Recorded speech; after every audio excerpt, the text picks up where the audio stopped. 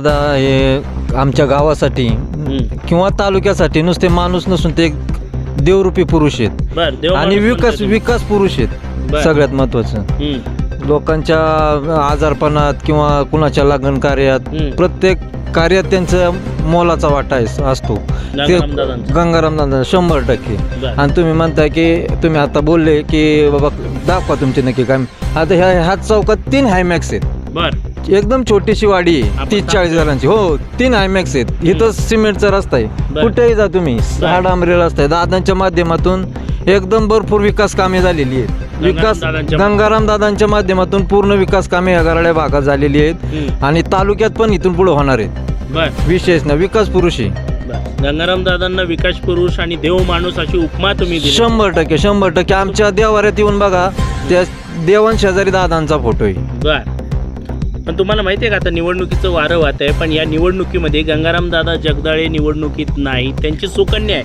हो त्या दादांचा वारसा घेऊन त्या पुढे चाललेले आहेत ना. दादांचा वारसा घेऊन त्यांनी पाहिलेलं आहे राजकारण, दादांचं समाजकारण, त्या तो वारसा घेऊनच त्या पुढे चाललेले आहेत. आणि दादांनी तर या प्रभागातल्या जनतेसाठी खूप काही केलंय. 100%. मग या प्रभागातली जनता आता दादांसाठी काही करेल का?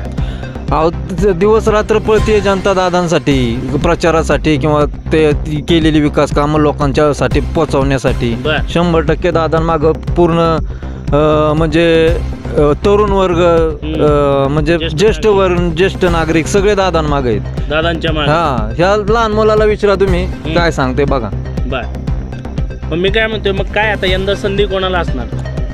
संधी कोणामध्ये दिव्याताई 100% निवडून येणार. गुलाल आपलाच आहे. हो आपलाच आहे. चिन्ह काय?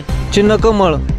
हो देवाभाऊंच्या माध्यमातून दादांचा विकास चालूच आहे, काय विषयच नाही. दादांचा विकास का गावचा विकास? दादांच्या माध्यमातून गावचा विकास चालू आहे, तालुक्याचा विकास चालू आहे. विकास पुरुषच म्हणलं जाते दादांना. काय विषयच नाही. फुलणार कमळ फुलणार. गुलाल उधळणार. 9 तारखेला कमळ हे फुलणारच.